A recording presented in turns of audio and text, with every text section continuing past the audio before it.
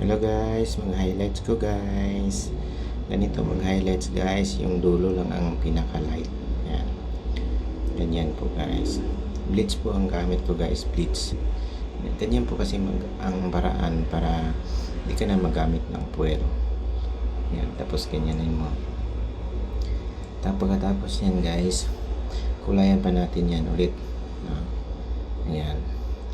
Alam mo yung isang ginagawa ko, pagkatapos ko lagyan ng ganyan, binabad ko siya ng 10 minutes, tapos bilagyan ko siya ng bleach lahat para magpantay siya.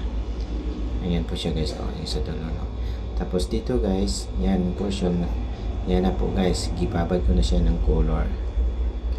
Tingnan nyo guys, di ba? Nag-light yung dulo. Yan ang technique guys, para mag-light siya. Di ba? Dark blonde yung ilalim, pero may highlight siya ng ash, parang ash gray, pero pinakadulo lang yun guys. Tingnan mo guys, yan ang result guys. Yan ang asawa ko guys. Yeah. Light blonde yan, may ash gray ang dulo.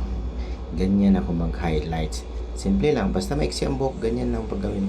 Ganyan lang gagawin nyo, ganyan lang mag-highlights. Yan po, thank you po, Totoo Incati Barbers.